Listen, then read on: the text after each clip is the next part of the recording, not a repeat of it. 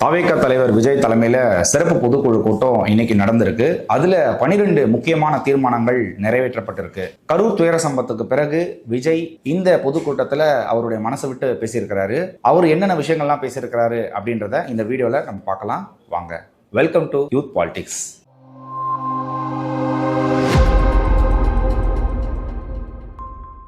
தாவேகா தலைவர் விஜய் தலைமையில இன்று நவம்பர் 5, 2025 இன்னைக்கு காலையில சிறப்பு பொதுக்குழு கூட்டம் நடந்திருக்கு.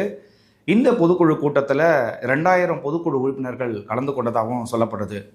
இந்த 2000 பொதுக்குழு உறுப்பினர்களுக்கு அவங்களுக்கான ஐடி கார்டு கொடுக்கப்பட்டதாகவும், ஐடி கார்டு வைத்திருந்தவங்க மட்டும்தான் இந்த ஒரு பொதுக்குழு கூட்டத்தில் கலந்திருப்பதாகவும் தாவேகா தரப்புல இருந்து சொல்லியிருக்கிறாங்க. இந்த பொதுக்குழு கூட்டத்தில் முக்கியமான 12 தீர்மானங்கள் நிறைவேற்றப்பட்டிருக்கு. அந்த 12 தீர்மானங்கள் என்னென்ன அப்படின்றத வாங்க பார்க்கலாம். முதல் தீர்மானமா, கரூர் துயர சம்பவத்தில் உயிரிழந்தவர்களுக்கும் ஆழ்ந்த இரங்கல் தெரிவிக்கிறோம் அப்படின்றதையே ஃபர்ஸ்ட் தீர்மானமாக நிறைவேற்றிட்டு இருக்கிறாங்க. ரெண்டாவது தீர்மானம் என்னன்னா, பெண்களுக்கான பாதுகாப்பு தமிழ்நாட்டிலும் இன்னமும் அதிகப்படுத்தணும் அப்படின்றது ரெண்டாவது தீர்மானமாக நிறைவேற்றி இருக்கிறாங்க. தமிழகம் மற்றும் புதுவை சார்ந்த 35 மீனவர்களை கைது பண்ணதற்காக கண்டனத்தை தெரிவிக்கிறோம் அப்படின்னு மூணாவது தீர்மானமாக நிறைவேற்றம் பண்ணியிருக்கிறாங்க. நாலாவது தீர்மானமா, வாக்குரிமை பறிக்கும் SIR அதுக்கு எங்களுடைய எதிர்ப்பை நாங்கள் தெரிவிக்கிறோம் அப்படின்னு நாலாவது தீர்மானமா நிறைவேற்றிருக்கிறாங்க.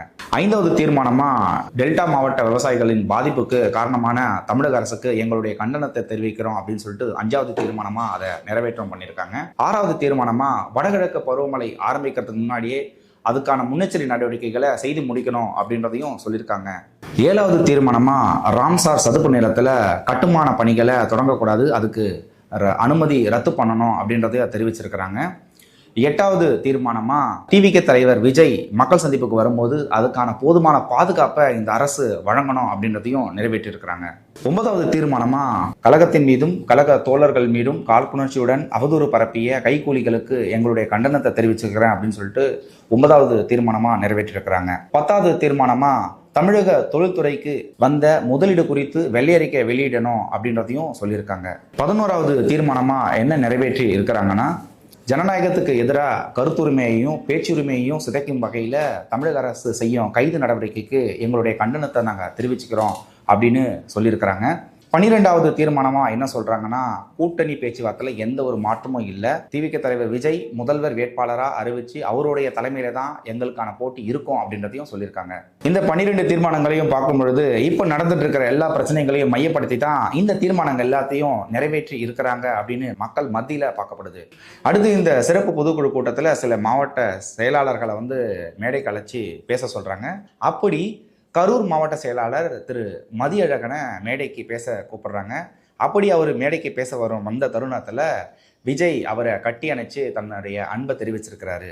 என்ன காரணம் அப்படின்னா, நடந்து முடிஞ்ச அந்த கரூர் துயர சம்பவ நிகழ்ச்சிக்காக கட்சியின் சார்பாக சிறை சென்று வந்த மதியழகனை அவருடைய அர்ப்பணிப்புக்காக தன்னுடைய அன்பை விஜய் மேடையிலேயே அவரை கட்டி அணைச்சு வெளிப்படுத்தியிருக்கிறாரு. அதை பார்க்கும்போது அங்கே உட்காந்துருந்தவங்களும் சரி, மேடையில் அமர்ந்தவங்களும் சரி, எல்லாருமே நிகழ்ச்சி அடைஞ்சிட்டாங்க. இதைத் தொடர்ந்து தாவேகா கட்சியின் துணை பொதுச் செயலாளர் CTR நிர்மல்குமார் அவர் என்ன பேசியிருக்காருன்னா, நம்ம கட்சியினுடைய தலைவர் விஜய் அவர்களோட நான் பழகி இருக்கிறேன். ஸோ நான் அவர்கிட்ட பழகந்தர் வச்சு நான் சொல்கிறேன், அவருக்கு தப்பு பண்ணால் பிடிக்கவே பிடிக்காது. ஈவன் நம்ம ஆட்சிக்கு வந்துட்டு ஏதாவது பதவியில் இருக்கக்கூடிய ஒரு கவுன்சிலராக இருக்கலாம், இல்லை MLA-வாக கூட இருக்கலாம், ஒரு தப்பு பண்ணிட்டாங்கன்னா நம்ம கட்சியில் அதுக்கு தீர்வே கிடையாது, அவரை பதவியிலிருந்து உடனடியே தூக்கிடுவார். அந்த வல்லமை மிக்கவர் தான் நம்ம டிவிகே தலைவர் விஜய் அப்படின்னு மேடையிலே சொல்லியிருக்காரு.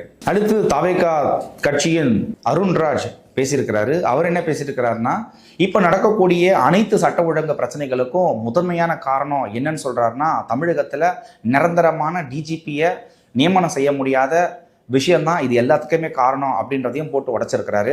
ஏன் தமிழகத்துக்கு நிரந்தர DGP-யை நியமனம் பண்ண முடியல, அந்த அளவுக்கு தமிழக அரசனுடைய முதல்வருக்கு என்ன வேலை தான் இருக்கு அப்படின்றதையும் கேள்வியா கேட்டிருக்கிறாரு அருண்ராஜ் அவர்கள். அதைத் தொடர்ந்து தாவேகா சார்பாக ஆதவ் அர்ஜுனா அவர்கள் பேசியிருக்கிறாங்க. அவர் என்ன பேசியிருக்கிறாரு அப்படின்னா, இந்த கரூர் துயர சம்பவம் குறித்து நிறைய விஷயங்கள் பேசியிருக்கிறாரு.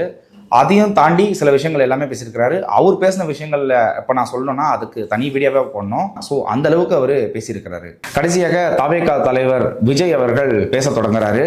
ஸோ அவர் என்ன சொல்றாருன்னா, 15/10/2025 அன்னைக்கு தமிழக சட்டசபையில் முதல்வர் அவர்கள் விஜய்க்கு அகேன்ஸ்டா சில விஷயங்களை வந்து பார்த்தோன்னா பேசினாரு. ஸோ அதுக்கு பதிலளிக்கும் விதமாக விஜய் அவர்கள் 13/10/2025 அன்னைக்கு சுப்ரீம் கோர்ட்டில் நடந்த விவாதம் மற்றும் அவங்க கொடுத்த உத்தரவின் அடிப்படையில் சில கேள்விகளை முதலமைச்சர் ஸ்டாலினை பார்த்து இப்போ நான் கேட்குறேன் அப்படின்றது பேசியிருக்கிறாரு. மொதல் விஷயமா என்ன கேட்டிருக்கிறாருன்னா, இந்த கரூர் துயர சம்பவ வழக்கை டிவிஷன் பெஞ்சை சேர்ந்த நீதிபதி தான் விசாரிக்கணும், ஏன் தனி நீதிபதி விசாரிச்சிருக்கிறாரு அப்படின்றத நான் கேட்கல அப்படின்றதையும் உச்சநீதிமன்றத்தில் இதுக்கான கேள்வியை கேட்டிருக்கிறாங்க. இதுல பெரிய கொட்டா திமுகவுக்கு வழங்கப்பட்டிருக்கிறதாகவும் தவிக தலைவர் விஜய் சொல்லியிருக்கிறாரு. அப்படி அமைக்கப்பட்ட தனிநபர் ஆணையத்தை மதிக்காம தமிழ்நாடு அரசு கீழே செயல்படக்கூடிய உயரதிகாரிகளும் காவல்துறையை சேர்ந்த சில உயரதிகாரிகளும் அவசரமா செய்தியாளர் சந்திப்புல பொய் பரப்புரைகளை பரப்பி இருக்கிறாங்க. இது ஏன் பண்ணாங்க, எதுக்கு பண்ணாங்க அப்படின்றத தமிழ்நாடு முழுக்க இருக்கக்கூடிய எல்லா மக்களுமே கேள்வி கேட்டிருக்கிறாங்க அப்படின்னு தவிக தலைவர் விஜய் சொல்லியிருக்கிறாரு. அதைத் தொடர்ந்து தவிக தலைவர் விஜய் அவர் எப்பயுமே சொல்ற மாதிரி ஒரு விஷயத்த சொன்னாரு.